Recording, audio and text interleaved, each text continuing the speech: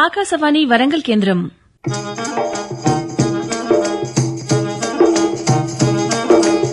కిసాన్ వాణి రైతు సోదరుల కార్యక్రమం.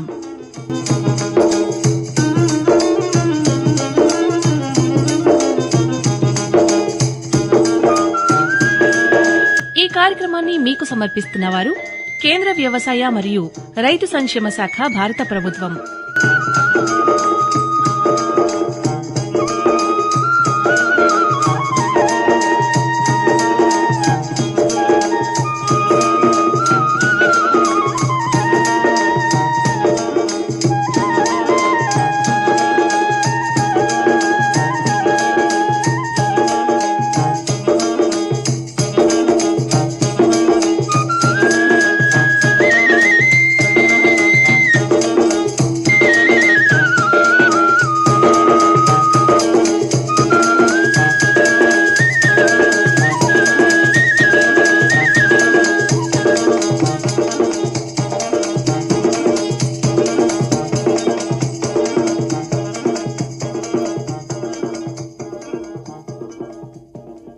ఈనాటి కిసాన్ వాణి రైతు సోదరుల కార్యక్రమంలో వానాకాలంలో వరి పంట సాగులో అధిక దిగుబడికి సూచనలు, వరంగల్ ప్రాంతీయ వ్యవసాయ పరిశోధన స్థానం శాస్త్రవేత్త బి మాధవి గారితో పరిచయ కార్యక్రమం వింటారు. పరిచయకర్త మోటె చిరంజీవి గారు. కార్యక్రమంలో ముందుగా శ్రోతలు కొన్ని ప్రకటనలు వింటారు. సర్వోత్తమ రైతు పురస్కారం లభించింది హరికి. హరి, మీ విజయ రహస్యం ఏమిటో చెప్పండి. రైతు మిత్రులారా, మీరు కూడా మీ పొలాల్లో అధిక పంటను పండించగలరు. అదెలా? ఎప్పుడు ఏ సమస్య వచ్చినా వెంటనే కలపండి ఈ నెంబరు 1800 ఇది ఎవరి నంబర్ బాబు? కిసాన్ కాల్ సెంటర్ది. అక్కడ విశేషజ్ఞులు మీ పొలం సమస్యలకు వెంటనే పరిష్కారం చెప్తారు. అదేంటయ్యా, విశేషజ్ఞులు అన్ని సమయాల్లోనూ దొరుకుతారా? తప్పకుండా దొరుకుతారు. ఏడాదిలో 365 రోజులును, అది కూడా ఉదయం 6 గంటల నుంచి రాత్రి 10 గంటల దాకా. మరైతే ఎక్కువసేపు మాట్లాడితే డబ్బు చాలా అవుతుందిగా. ఖర్చు లేనే లేదు. మొబైల్ పై గానీ ఇతర ఫోన్ తో కానీ కిసాన్ కాల్ సెంటర్ కి ఉచితంగా కాల్ చేయవచ్చు. సలహాకి కూడా ఖర్చుండదు. నిజంగా? 16 అనాల నిజం. రైతు సోదరులారా, పంట సమస్యల గురించి మీ భాషలో వెంటనే సమాధానం కోసం పూర్తి భారతదేశంలో ఏ ఫోన్ నుంచి అయినా జాతీయ హెల్ప్ లైన్ నంబర్ 1800-11800-1551తో ఉచితంగా సంప్రదించండి. రైతు మిత్రుడు కిసాన్ కాల్ సెంటర్. ఈనాటి కిసాన్ వాణి రైతు సోదరుల కార్యక్రమంలో వానాకాలంలో వరి పంట సాగులో అధిక దిగుబడికి సూచనలు, వరంగల్ ప్రాంతీయ వ్యవసాయ పరిశోధన స్థానం శాస్త్రవేత్త బి మాధవి గారితో పరిచయ కార్యక్రమం. పరిచయకర్త మోటె చిరంజీవి గారు. తెలంగాణ రాష్ట్ర వ్యాప్తంగా వరి పంటను ఎక్కువ సాగు చేయడం అనేటువంటిది జరుగుతూ ఉంది. అయితే వేసవికాలం అయిపోయిన తర్వాత వానాకాలం ప్రారంభంలో వానాకాలం వరి సాగులో అధిక దిగుబడి సాధించాలంటే రైతులు ఎటువంటి పద్ధతులు పాటించాలి, ముఖ్యంగా విత్తనాలు విత్తేటప్పుడు గాని నారును నాటేటప్పుడు గాని ఎటువంటి చర్యలు చేపట్టాలి, ముఖ్యంగా వరి సాగులో యాజమాన్య పద్ధతులు, ముఖ్యంగా అందులో ఎరువుల యాజమాన్యం గాని, తర్వాత కలుపు యాజమాన్యం గాని, నీటి యాజమాన్యం గాని ఏ విధంగా పాటించాలి అనేటువంటి తదితర విషయాలను గురించి మనకు వివరించేందుకు గాను వరంగల్ ప్రాంతీయ వ్యవసాయ పరిశోధన స్థానంలో ఆగ్రోనామీ విభాగంలో శాస్త్రవేత్తగా పనిచేస్తున్నటువంటి బి మాధవి గారు మన ఆకాశవాణి స్టూడియోలో ఉన్నారు. వారిని అడిగి మరిన్ని విషయాలు తెలుసుకుందాం. ముందుగా నమస్కారం అండి. నమస్తే అండి. ముఖ్యంగా ఈ వానాకాలం వరి సాగులో అనుసరించాల్సినటువంటి సాగు పద్ధతులు ఏంటంటారు? మనం వరి సాగు విషయానికి వస్తే వానాకాలం ముందు ఫస్ట్ పచ్చి రొట్టె ఎరువులు వేసుకోవాలి. ఈ పచ్చి రొట్టె ఎరువుల వల్ల మనకు భూమిలో సారం అనేది పెరుగుతుంది.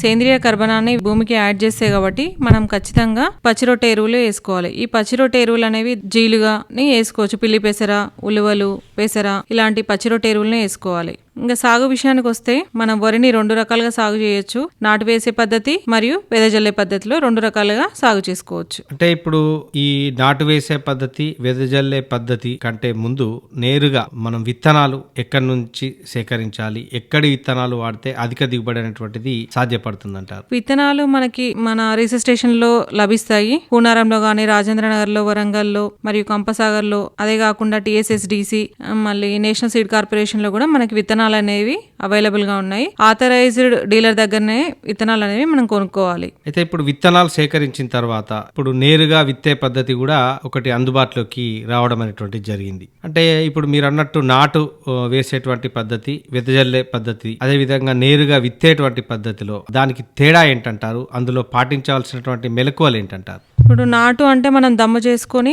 నారు పోసుకుని నాటు అనేది వేస్తాం. అదే వెదజల్లే పద్ధతి విషయానికి వచ్చినట్లయితే నేరుగా వెదజల్లే పద్ధతి, దమ్ములో వెదజల్లే పద్ధతి, ఇందులో మళ్ళీ 2 రకాలు ఉంటాయి. నేరుగాలో సేమ్ మనం ఎట్లయితే పెసర కంది వేసుకుంటామో ఆరుతడి పద్ధతి లాగా 2 సార్లు కల్టివేటర్ వేసుకొని ఒకసారి రోటవేటర్ వేసుకుని మంచి చెదును వేసుకుని ఈ విత్తనాలని సీడ్ డ్రిల్ సహాయంతో గానీ గొర్రుతో గానీ నేరుగా వెదజల్లే పద్ధతిలో వేసుకోవచ్చు. లేదా వెదజల్లి కూడా మనం విత్తనాలు వేసుకోవచ్చు. ఇంకొకటి దమ్ము చేసే విషయానికి వస్తే మనం వరి నాటు వేయడానికి ఎలా దమ్ము చేస్తామో పొలాన్ని మంచిగా దమ్ము చేసి దాంట్లో మొలకెత్తిన గింజలని వెదజల్లుకోవడం, లేదా లైన్లలో వేసుకోవచ్చు. లైన్లలో అంటే డ్రమ్ సీడర్తో వేసుకోవచ్చు, వెదజల్లడం అంటే చేత్తో. దీంట్లో సీడ్ రేట్ అనేది చాలా తక్కువ పడుతుంది. నార్మల్ మనం నాటేసుకునేటప్పుడు ఎకరానికి సన్న గింజ అయితే 20 కిలోలు, దొడ్డి గింజ అయితే 25 పడుతుంది. అదే ఈ వెదజల్లే పద్ధతి విషయానికి వస్తే సన్నయ్య అయితే 8, దొడ్డి అయితే 10 కిలోలు సరిపోతాయి సీడ్. అయితే ఇప్పుడు ఈ నాటు పద్ధతిలో నేరుగా విత్తే పద్ధతితో చూసినట్లయితే దాంట్లో ఏ విధమైనటువంటి లాభాలు అనేటువంటివి వస్తాయి, ఏ విధమైనటువంటి సమస్యలు అనేటువంటివి వస్తాయి? మనకి నా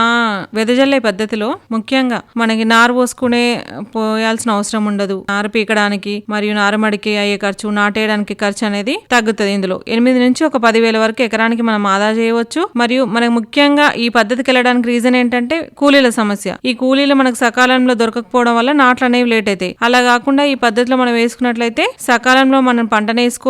మరియు వారం రోజుల ముందే ఇది దిగుబడి వస్తుంది. ఖర్చులు అనేవి 8 నుంచి 10,000 వరకు తగ్గుతాయి. మరియు నీటిని కూడా మనం 15 నుంచి 30% వరకు నీటిని ఆదా చేసుకోవచ్చు. అంతేకాకుండా వాతావరణ కాలుష్యాన్ని కూడా తగ్గించుకోవడానికి వీలుంటది మనకి. అంటే ఇంకా ఇవే కాకుండా ఇంకేమైనా సమస్యలు అనేటువంటి ఉత్పన్నం అవుతాయా? దీంట్లో ముఖ్యంగా మనకి వర్షాకాలంలో తొలకరి వర్షాలకు మాత్రమే వేసుకోవాలి. ఇది ఖరీఫ్ లో మాత్రమే వేసుకోవడానికి ఉంటది అవకాశం. ఇది నేరుగా దమ్ము చేయకుండా విత్తే పద్ధతి. అంటే ఇప్పుడు ఈ విత్తే పద్ధతిలో కూడా రైతులు ఇదివరకు లాగా కాకుండా ఇప్పుడు సాలు పద్ధతి లాగా తర్వాత మడుల్లాగా విత్తడం అనేటువంటిది జరుగుతుంది. అంటే ఎటువంటి పద్ధతి రైతుకు శ్రేయస్కరం అంటారు? పొలంలో నాటు వేసుకున్న పొలంలో కూడా మళ్ళీ వేసి అంటే బాటలు అనేవి తీసుకోవాలి. ప్రతి 2 మీటర్లకి ఒక 20 సెంటీమీటర్ల బాటలు తీసుకోవడం వల్ల మనకి దోమపోటు అనేది తగ్గే అవకాశం ఉంటది. అంతేకాకుండా ఎరువులు, కలుపు మందులు చల్లడానికి మనకు అనుకూలంగా ఉంటది. నేరుగా విత్తేటువంటి పద్ధతిలో కనుక చూస్తే ఈ ఎరువుల యాజమాన్యం అనేటువంటిది ఏ విధంగా చేసుకోవాలంటారు? సాధారణ పద్ధతిలో మనకి ఒక ఎకరానికి 60 కిలోల నత్రజని, 48 కిలోల భాస్వరం, 16 కిలోల పొటాష్ నిచ్చే ఎరువులు,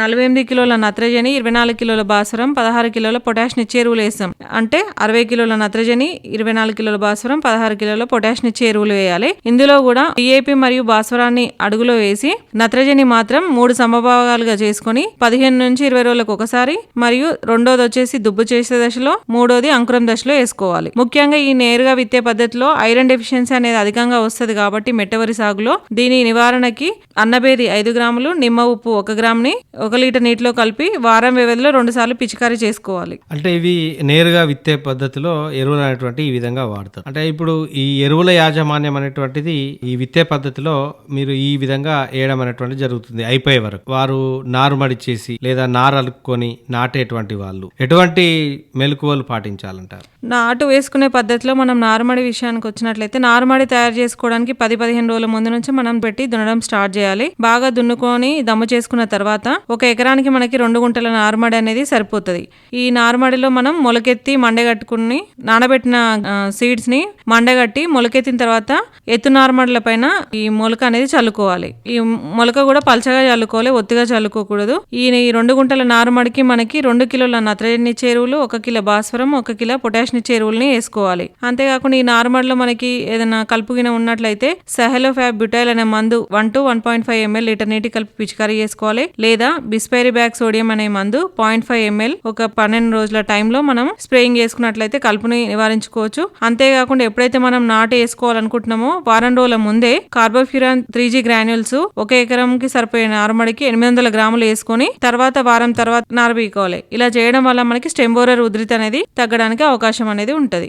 నాటు పద్ధతిలో ఈ నార్లు పోసుకోవడానికి ఎప్పటి వరకు మనకు అనువైన సమయం అనేటువంటిది ఉంటుంది? మనకి రకాలు వచ్చేసి దీర్ఘకాలిక రకాలు, మధ్యకాలిక, స్వల్పకాలిక రకాలు ఉంటాయి. దీర్ఘకాలిక రకాలంటే దాని యొక్క పంట కాలం వచ్చేసి 140 రోజుల పైన.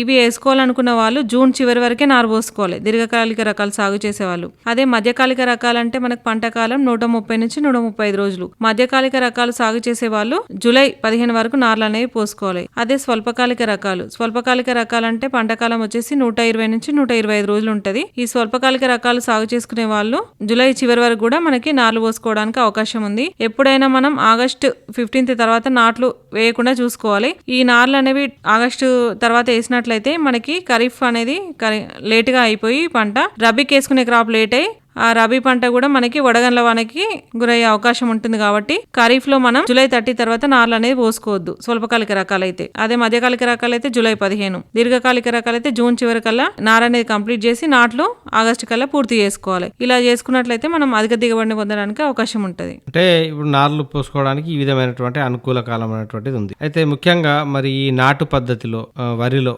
ఎరువుల యాజమాన్యం అనేటువంటిది ఏ విధంగా ఉంటుందంటారు? నాటు పద్ధతికి వచ్చేసినట్లయితే ఎకరానికి 48 కిలోల నత్రజని, 24 కిలోల భాస్వరం, 16 కిలోల పొటాషియం ఎరువులనే వేసుకుంటాం. ఆఖరి దమ్ములో మనము భాస్వరం మొత్తాన్ని మరియు పొటాష్ లో సగం వేసుకొని దమ్ములో దున్నుకోవాలి. మళ్ళీ యూరియా కూడా 3 భాగాలుగా చేసుకొని దమ్ములో ఒకసారి దుబ్బు చేసే దశలో, ఇంకోసారి అంకురం దశలో వేసుకోవాలి. అదే నల్లరేగడి నేలలు అనుకోండి, పొటాషియం ని ఆఖరి దుక్కులో మాత్రమే వేసుకోవాలి. ఎర్ర నేలలు అయితే సిఫారసు చేసిన భాస్వరం మొత్తాన్ని 2 భాగాలుగా వేసుకొని దమ్ములో సగం మరియు అంకురం దశలో సగం వేసుకోవాలి. రైతులు కాంప్లెక్స్ ఎరువులు వాడుతున్నారు. అట్లా కాంప్లెక్స్ ఎరువులు వాడడం వల్ల మనకి ఉపయోగం ఏమీ ఉండదు. ఎప్పుడైనా సూటి ఎరువులు మాత్రమే వాడుకోవాలి.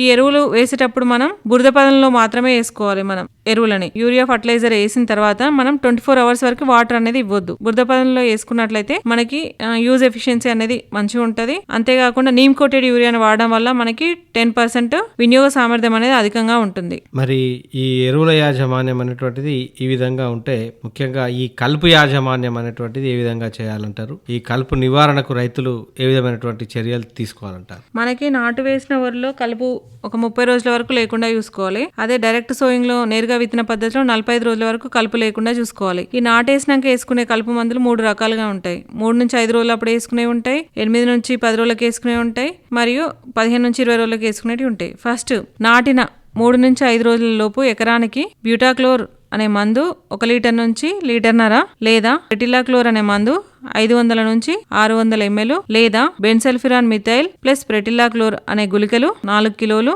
లేదా పైరోజోసల్ఫిరాన్ ఇథైల్, పైరోజోసల్ఫిరాన్ ప్లస్ ప్రెటిలాక్లోర్ గుళికలు 4 కిలోలు 20 కిలోల ఇసుకలో కలుపుకొని మనం ఎకరానికి వేసుకోవాలి. అదే మనం 3 నుంచి 5 రోజులప్పుడు వేసుకోలేదు అనుకోండి, మళ్ళీ నాటిన 8 నుంచి 10 రోజులకు కూడా వేసుకునే కలుపు మందులు ఉన్నాయి. అవేంటంటే పైరోజోసల్ఫిరాన్ ఇథైల్ అనే మందు 80 నుంచి 100 గ్రాములు 20 కిలోల ఇసుకలో కలిపి చల్లుకోవాలి.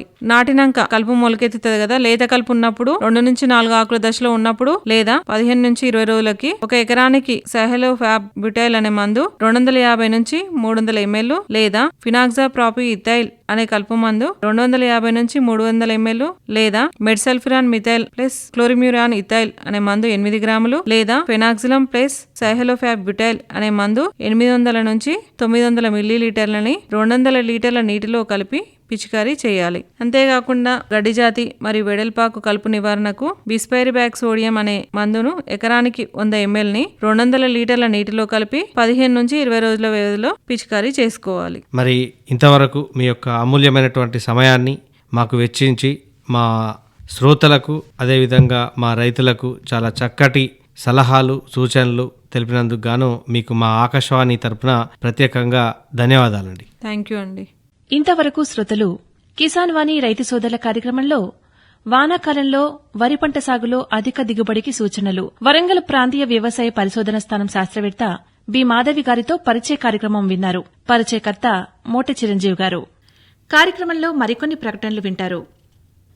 ప్రధానమంత్రి కిసాన్ సమ్మాన్ నిధి ఈ పథకం కింద 2 హెక్టార్ల వరకు పొలం కలిగిన రైతుల కుటుంబాలకు ఏడాదికి 6,000 రూపాయలు చెల్లించడం జరుగుతుంది. అది అర్హత గల రైతులకు 2,000 రూపాయల చొప్పున 3 వాయిదాల్లో నేరుగా వారి ఖాతాల్లో జమ చేయబడుతుంది. ఈ సన్న చిన్నకారు రైతుల కుటుంబాలను రాష్ట్ర ప్రభుత్వాలు ఎంపిక చేస్తున్నాయి. ఈ పథకం యొక్క పూర్తి ఖర్చును భారత ప్రభుత్వం భరిస్తోంది. ప్రధానమంత్రి కిసాన్ సమ్మాన్ నిధి రైతుల వ్యవసాయానికి సరికొత్త గౌరవం. వ్యవసాయ మరియు రైతు సంక్షేమ మంత్రిత్వ శాఖ, భారత ప్రభుత్వం ద్వారా జనహితార్థం జారీ. ఇప్పుడు వినండి ఆడ మగ మొక్కజొన్న పంట సాగులో మెలకువలు. ముద్దనూరు గ్రామ రైతు డోలే యువరాజు గారి అభిప్రాయాలు వింటారు. పరిచయకర్త మోటి చిరంజీవి గారు. మనము ముద్దునూరు శివారులో ఉన్నటువంటి అధిక దిగుబడి చేస్తూ పంటలు అధికంగా పండిస్తూ ఎంతో మంది యువ ఆదర్శ రైతులకు ఆదర్శప్రాయంగా నిలుస్తున్నటువంటి డోలే యువరాజు గారు ఉన్నారు. ఈ ముద్దునూరు శివారులో ఉన్నటువంటి తనకున్నటువంటి వ్యవసాయ భూమిలో వ్యవసాయం చేస్తా ఉన్నారు. వారు ఆడ మొగ మొక్కజొన్న పంట సాగు విధానంలో అధునాతన పద్ధతులు వినియోగించి దిగుబడి సాధిస్తా ఉన్నారు. వారిని అడిగి మరి వారు ఏ విధంగా సాగుబడి చేస్తున్నారు, ఏ విధంగా అధిక దిగుబడి సాధిస్తున్నారు అనేటువంటి విషయాలను వారి మాటల ద్వారా విందాం. ముందుగా నమస్కారం అండి. నమస్కారం. ముందుగా మేల్ ఫీమేల్ ఆడ మొగ మొక్కజొన్న సాగుకు ముందు దుక్కిని ఏ విధంగా చదును చేసుకోవాలంటారు? కలియ దున్నాలి. తర్వాత రూటు వేటర్ ద్వారా దుక్కిని పొడిలాగా చేసుకొని వాటిని బోజలుగా దోలి మనకు నీళ్లు కట్టడానికి బాగా ఉంటుంది. నెక్స్ట్ ఏంటంటే విత్తనాలు విత్తుకోవడానికి కూడా మన క్రమసంఖ్యలో మంచిగా విత్తుకోవచ్చు. దాని వల్ల మొక్కకు గ్యాప్ బాగుంటుంది. కంకి రావడానికి కూడా మంచి దిగుబడి రావడానికి కూడా అవకాశం ఉంటుంది. అంటే ఇప్పుడు ఈ పంట వేసే కంటే ముందు ఏ పంటను వేసి తీసేయడం అనేటువంటి జరిగింది? మేము ఫస్ట్ పత్తి వేయడం జరిగింది. పత్తి తర్వాత కొంచెం దిగుబడి సరిగా లేదు పత్తి అని చెప్పేసి దాన్ని తీసేసి మళ్ళీ ఈ మేల్ ఫీమేల్ మొక్కజొన్న వేయడం జరిగింది. ఇప్పుడు ఈ పంట సాగు అనేటువంటిది కనుక చూస్తే ఎన్ని నెలల పంట ఇది? 4 నెలల పంట. ఈ 4 నెలల పంటలో మీరు దీన్ని ఎప్పుడు విత్తడం జరిగింది? ఈ విత్తడానికంటే ముందు మీ యొక్క వ్యవసాయ క్షేత్రాన్ని ఏ విధంగా మీరు తయారు చేసుకున్నారు? ఫస్ట్ దుక్కి చదువు చేసుకుని బోజులు తోలాలి. తర్వాత విత్తనాలు విత్తుకున్న తర్వాత నెక్స్ట్ డే వాటర్ వదిలేయాలి. వదిలేసినామంటే ఆటోమేటిక్ గా మొలక వచ్చేస్తుంది. తర్వాత మళ్ళీ మనం ఒక 15 నుంచి 20 లోపు గడ్డి వచ్చిందంటే గడ్డి మందు స్ప్రే చేసుకోవాలి. ఆ నెక్స్ట్ ఏంటంటే గడ్డి చనిపోయిన తర్వాత అడుగు మందు వేసుకోవాలి. అంటే ఇప్పుడు ఈ విత్తనాలు మేల్ ఫీమేల్ అనేటువంటి మీరు వేస్తా ఉన్నారు. అయితే ఎన్నిసార్లు ఆడ విత్తనాలు వేయాలి, ఎన్నిసార్లకు మగ విత్తనాలు వేయాలి? అంటే ఎన్నిసార్లకు మగ విత్తనాలు వేస్తే బాగుంటుంది? అంటే మగ విత్తనాలు కూడా ఒక్కటేసారి వేస్తారా, 2 సార్లు వేస్తారా? ఆడ మగ విత్తనాలలో కంపెనీస్ ఉంటాయి. ఒక్కొక్క కంపెనీ బట్టి వాళ్ళు 4 సార్లు ఫీమేల్, 1 మేల్. కొన్ని కంపెనీలలో 6 సార్లు ఫీమేల్, 1 మేల్. మేము వేసింది అయితే 6 సార్లు ఫీమేల్, 1 మేల్. అంటే ఏ విత్తనాన్ని మీరు వేయడం జరిగింది? మీ యొక్క వ్యవసాయ క్షేత్రంలో వేశారు. ఈ వేసేటువంటి ప్రక్రియలో ఈ విత్తనాలను మీరు ఎక్కడి నుంచి తీసుకురావడం జరిగింది? మీరు ఎట్లా విత్తుకోవడం అనేటువంటి జరిగింది? కంపెనీ ఆఫీసర్ వచ్చి మాకు ఇంటికి వచ్చి డెలివరీ చేసిపోయాడు. సీడ్ కాస్ట్ తీసుకోలేదు, డైరెక్ట్ మనం విత్తుకోవడం జరిగింది. తర్వాత క్వింటాల్కి 3500 రేటు చొప్పున మనకు వాళ్ళు చెప్పడం జరిగింది. మనం పండించిన పంటకి క్వింటాల్కి 3500. అంటే ఇప్పుడు మనం కనుక చూసినట్లయితే ఇప్పుడు మేల్ ఫీమేల్ లో మామూలు పెరటి సాగు విధానంలో కనుక చూసినట్లయితే అచ్చు పద్ధతిలో వేస్తారు. ఆడ మొగ మొక్కజొన్న విత్తనంలో కనుక చూసినట్లయితే సాలు పద్ధతిలో వేయడం అనేటువంటి జరుగుతుంది. అయితే సాలుకి ఎంత ఎడం ఉండాలి? ఎంత ఎడం ఉంటే దాంట్లో గొర్రు గాని గుంటుక గాని లేదా కలవడానికి గాని మందు వేయడానికి గాని ఈజీగా ఉంటుంది? ఫీట్ నుంచి ఫీట్ నర మధ్యలో గ్యాప్ ఉంటుంది. భూమి యొక్క సారం బట్టి ఫీట్ నర నుంచి 2 ఫీట్ల వరకు కూడా సార్లు పెట్టుకోవచ్చు. ఇప్పుడు ఒక ఎకరం విత్తనానికి ఎన్ని బస్తాల విత్తనాలు అనేటువంటి పడతాయి? మేల్ అయితే 1 కేజీ నుంచి 2 కేజీల వరకు పడతాయి ఎకరానికి. ఫీమేల్ అయితే 7 నుంచి 8 కేజీల వరకు పడతాయి. అంటే ఇప్పుడు ఈ విధంగా మీరు విత్తుకున్న తర్వాత మొలక అనేటువంటిది ఎప్పుడు కనబడుతుంది? 7 నుంచి 8 రోజుల లోపు మొలక అనేది శాతం అనేది అవపడుతుంది. అంటే ఇప్పుడు విత్తనాలు విత్తుకునే ముందు పొషిలో మీరు విత్తడం అనేటువంటి జరుగుతుందా, లేకపోతే నీరు పెట్టిన తర్వాత మీరు విత్తడం అనేటువంటి జరుగుతుందా? ఏ విధానాన్ని మీరు అవలంబిస్తున్నారు? ఎందుకంటే ఇటు సైడ్ కనుక చూసినట్లయితే కొంతమంది అధునాతన పద్ధతులైనటువంటి డ్రిప్ విధానాన్ని కూడా కొంతమంది అనుసరిస్తున్నారు. కాబట్టి మీరు ఏ విధానాన్ని మీరు అవలంబిస్తున్నారు? మేము నేల పారకమే, కాకపోతే అంటే సీడ్ మనం దుక్కిలో విత్తనం వేసిన తర్వాతనే నీళ్లు విడవడం జరుగుతుంది.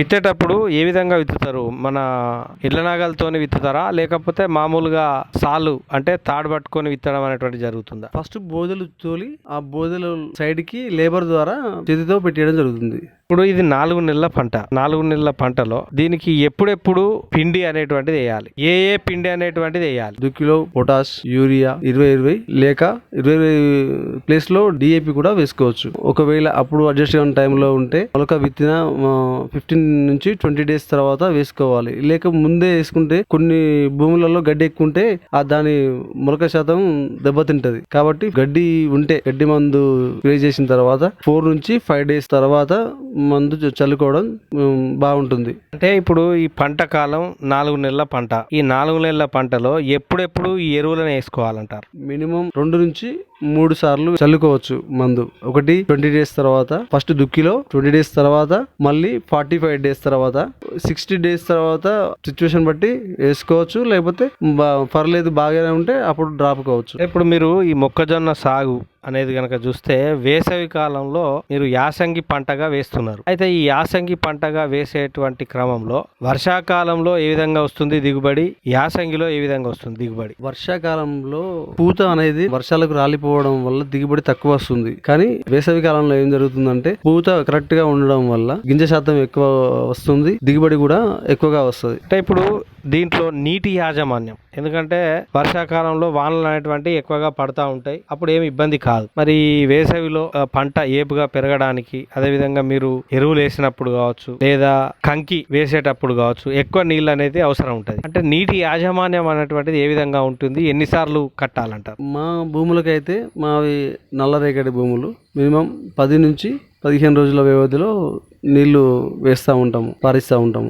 అట్లా ఎన్నిసార్లు కట్టాలి? మినిమం ఒక పంట కాలంలో 4 నుంచి 5 సార్లు కట్టడం జరుగుతుంది. ఈ ఒక్కొక్క మొక్కకు ఎన్ని కంకుల వరకు వచ్చే అవకాశం ఉంటుంది? ఏ విధంగా దీనికి క్రాసింగ్ అనేటువంటిది జరుగుతుంది? మేల్ తలచుంచులు ఉంచి ఫీమేల్ తలచుంచులు విరిసేయడం జరుగుతుంది. మేల్ యొక్క పౌడర్ ఫీమేల్ వాటి మీద పడినప్పుడు అది కంకి కావడం జరుగుతుంది. అయితే ఆ సమయంలో ఒక్కొక్క కర్రకి ఒక కంకి అయినా రావచ్చు, లేక 3-4 కంకులైనా చిన్నగా తయారు కావచ్చు.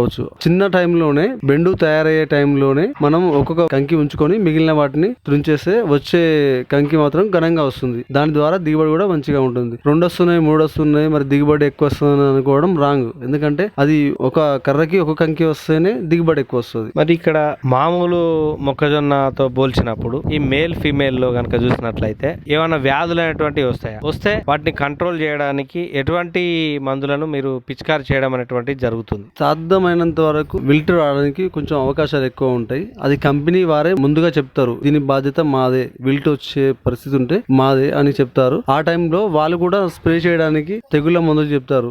నెక్స్ట్ ఏంటంటే దానికి ముందు ఏది మనం తలచుంచు రాక ముందే మనం మొక్కజొన్నలో చూసుకున్నట్టయితే పురుగు యాజమాన్యాన్ని చూసుకోవాలి. అయితే అది మనం పురుగు ఎప్పుడు మనకు కనిపిస్తుందో అప్పుడు స్ప్రే చేసుకోవాలి. కంకి కూడా తలచుంచు తర్వాత కంకి పెట్టేటప్పుడు కూడా సింగిల్ కంకి ఉంచుకోవాలి. ఇదైతే మెయిన్, ఎందుకంటే దిగుబడి లాస్ అయిపోతా ఉంటాం. ఈ ఎన్ని రోజులకు దీన్ని తెంపాలి, ఎట్లా తెంపాలి? మీరు మామూలు మొక్కజొన్నలు అయితేనో మొక్కజొన్నను పట్టిన తర్వాత అమ్ముతారు, ఈ మేల్ ఫీమేల్ అయితే విత్ కంకితోనే అమ్ముతారు. అయితే ఒక ఎకరానికి ఎన్ని క్వింటాల వరకు వచ్చే అవకాశం ఉంటుంది? దీన్ని ఎప్పుడు తెంపాలంటే మినిమం 25 క్వింటల్ నుంచి స్టార్ట్ అవుతుంది. మాక్సిమం కొందరికి 20 కూడా వస్తుంది. అది 20 నుంచి 35 వరకు కూడా వచ్చిన టైంలో ఉన్నాయి. కాకపోతే సారవంతమైన భూములను బట్టి మనం చేసే యజమాన్యం బట్టి వస్తుంది. మాకైతే ఎకరానికి 25 నుంచి 30 మధ్యలో రావడం జరిగింది దిగుబడి. అంటే ఇప్పుడు ఈ దిగుబడి వచ్చింది, ఈ కంకులు అనేటువంటి ఎక్కడికి తీసుకుపోయి మీరు విక్రయిస్తారు? మీకు సీడ్ ఇచ్చిన వాళ్ళే వచ్చి తీసుకెళ్తారా, లేదంటే మీరు మార్కెట్కి వెళ్ళి విక్రయిస్తారా? ఏ విధంగా మీరు విక్రయిస్తారు? కంపెనీ వాళ్ళే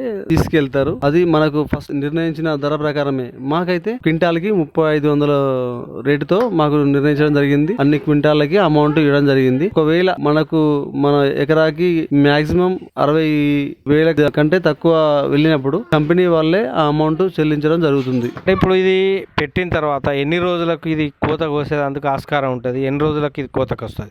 3 నెలల 15 రోజుల నుంచి 3 నెలల 20 రోజుల వరకు కోతకు రావడం జరుగుతుంది. అది కూడా కంపెనీ ఎంప్లాయీ వచ్చి చూసుకొని వాళ్ళు మనకు ఎప్పుడు చెప్తారో అప్పుడే మనం కంకి తీయడం జరుగుతుంది. ఇప్పుడు ఈ విధంగా కోయడం అనేటువంటి జరుగుతుంది, మరి విక్రయించడం అనేటువంటి జరుగుతుంది. అంటే ఎకరానికి మనకు ఎంత ఖర్చు పోను, అంటే పెట్టుబడి ఎంత పోను, మనకు ఎంత వరకు లాభదాయకంగా ఉంటుంది అంటారు? వేరే పంటల బట్టి చూస్తే ఇందులో పెట్టుబడి తక్కువగా ఉంటుంది. ఇప్పుడు సీడ్ వాళ్ళే కంపెనీ వాళ్ళే ఫ్రీగా ఇవ్వడం జరుగుతుంది. మనకు వచ్చేసి అడుగు మందులు మన భూమి యొక్క సాంద్రతను బట్టి 3 నుంచి 4 సార్లు అడుగు మందులు వేసుకోవడం జరుగుతుంది. పైన స్ప్రే పురుగు యొక్క ఉధృతిని బట్టి 1, 2 లేక 3 సార్లు. ఉధృతి ఎక్కువ ఉంటే అంతకంటే కూడా ఎక్కువ చేయాల్సిన టైం రావచ్చు. మాక్సిమం అయితే ఎకరాకి 15 నుంచి 20,000 ఖర్చు అవ్వడం కష్టమే.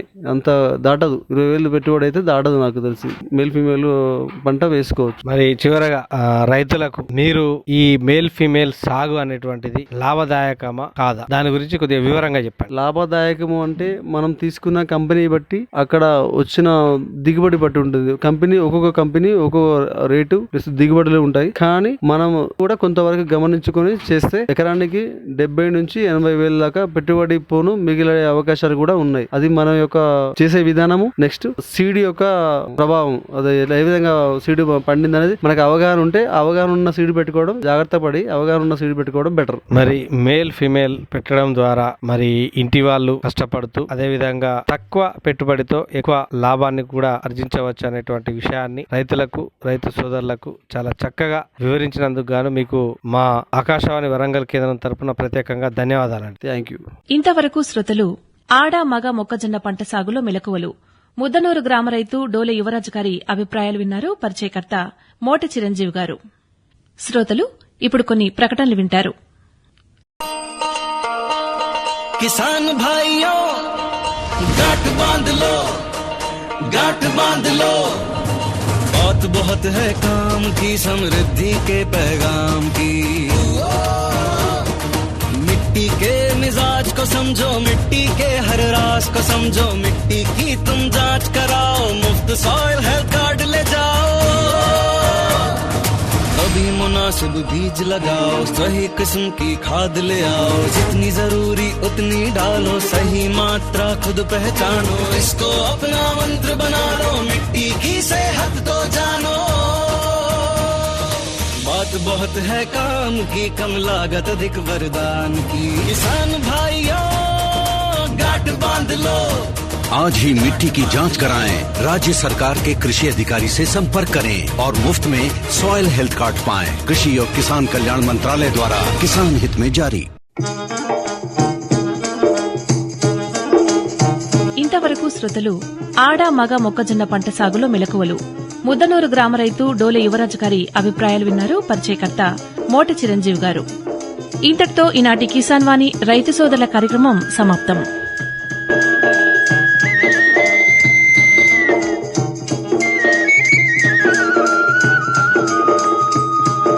ఈ కార్యక్రమాన్ని మీకు సమర్పించిన వారు కేంద్ర వ్యవసాయ మరియు రైతు సంక్షేమ మంత్రిత్వ శాఖ, భారత ప్రభుత్వం.